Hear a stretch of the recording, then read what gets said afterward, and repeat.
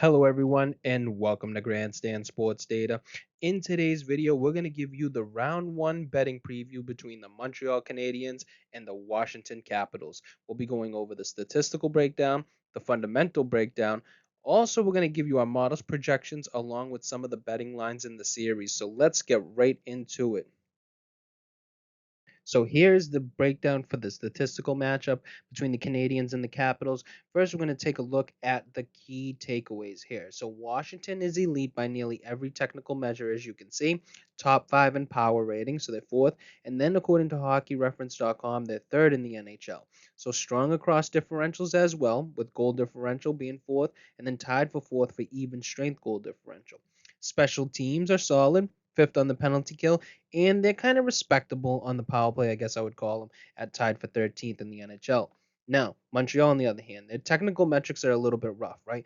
Bottom three or bottom third of the league in SRS, goal differential, also Corsi. They're allowing way more than they're scoring at an even strength pop, right? Only bright spot is their top 10 penalty kill, being ninth in the NHL, but not enough to offset the rest. Their shooting efficiency, or let me touch on shooting efficiency first for Washington. This is where they pull away. They're first in shot percentage and ninth in scoring chance conversion. So those high danger finishes, they favor Washington Capitals in this series.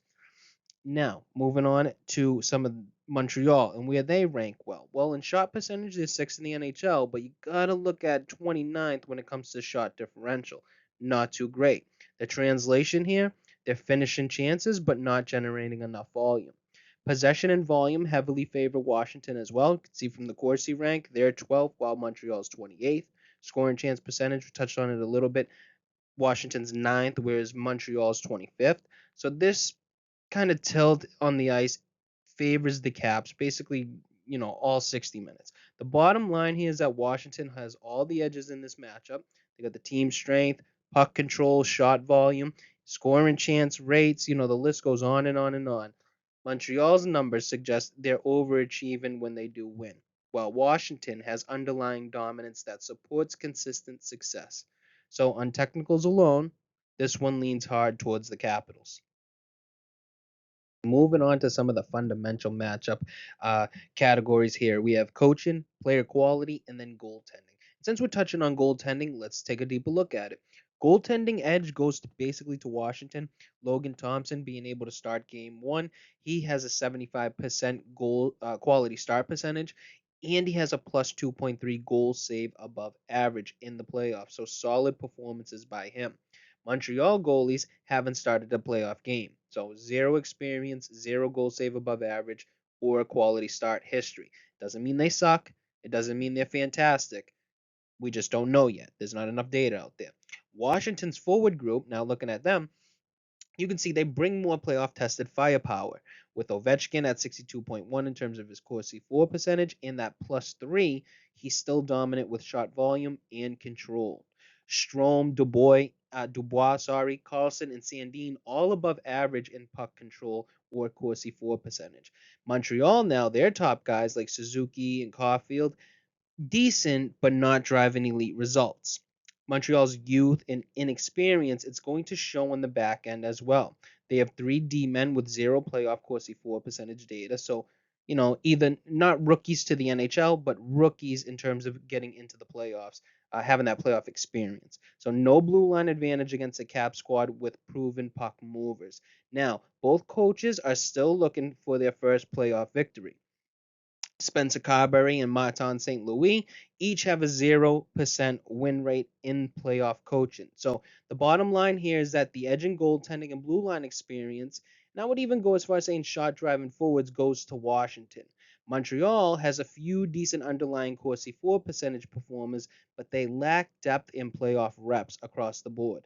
So unless their younger players break out in a big way, this side of the matchup could favor Washington, even though when you look at the plus minus in terms of their playoff experience, it will favor Montreal. But like we said, it's not enough experience to really give that -1 any credentials at all. Okay, so let's move on to some of the handicapping factors that actually put money into your pocket. So, what's the data telling us here? Washington dominates the board. They're winning 10 out of the 11 key betting categories here.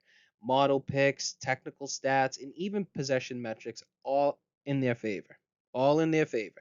Montreal only has that plus minus. And like we said in the last slide, even though they have the plus minus, some of that is improved because of lack of playoff experience, and the player will get a zero in that category. So, do they really have the edge in that? I don't know. Every other factor, it's leaning towards Washington. Now, top edges for Washington, you got your scoring chance percentage, which is a strong indicator of offensive zone control. You got your Corsi, which is puck possession tilt, right? Then you got your shot differential. That's huge. You're out shooting consistently in meaningful ways. Then you have power rating and SRS, which is basically our power rating here at Grandstand Sports Data and the power rating over at hockeyreference.com. All of it. These are huge indicators of success for the Washington Capitals. So, the betting takeaway here. This is about as one-sided as it's going to get. The Capitals own the edge in both results-based and predictive metrics. So if history holds, Washington would be the play here, whether you're looking for moneyline value or even analytical conviction. So now let's jump into some of the money line betting trends out here between the Canadiens and the Capitals. So what is the trend showing us? Showing us that both teams were profitable this season, right? Montreal was 40 and 42. They were up $12.13 for every $1 bet, and they were up 14.8% in terms of return on investment. Washington, on the other hand, was 51 and 31. They were up $11.71 for every $1 bet, and that would have been good enough for a 14.3% return on your investment if you bet them blindly. The Canadiens now, they outperformed expectations as an underdog. So despite a losing record, they cashed big due to plus money prices. Steady growth across the season after a dip around game 70. You can see around game 70 they had a little bit of a dip. But if you look on the other side with the Capitals, they handled business as favorites. So more consistent in the win column, but less market inefficiency. Their late season dip from about, game 70, it might raise some red flags, but you got to remember this dip coming down, was it resting players? Was it just preparing for the playoffs? We don't know unless you're a hardcore Washington fan, then you can answer that question.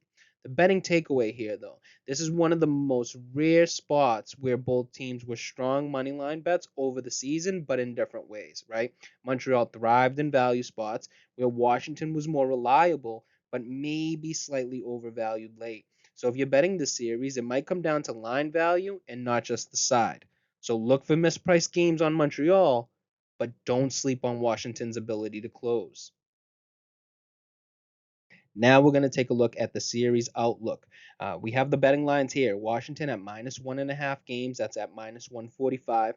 Montreal at plus 1.5 games, that's at plus 125. And then if you like them on the money line, it's going to be Washington at minus 320, whereas Montreal is going to be plus 250. So kind of telling you that the market thinks that this may end.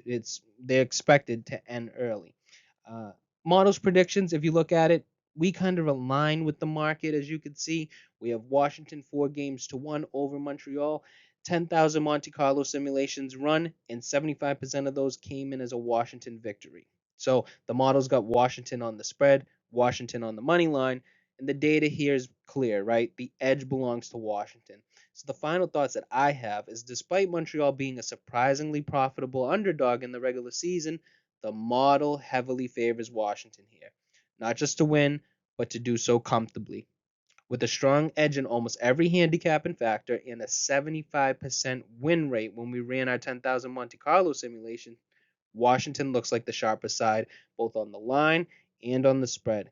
And I have to say that I would agree fully with the model in this. I think this is a really big mismatch. One of the biggest ones that we've seen in the playoffs, even if you factor in the NBA. I would say both sides here. So like always, we'd like to thank you guys for watching. We hope that you got some awesome information from this video. Now, don't forget to subscribe to Grandstand Sports Data for more great shows like this one. Also, don't forget to give this video a like, share with your friends, and then leave a comment down below on who you think is going to win the series. That's all for now, and we'll see you guys in the next one.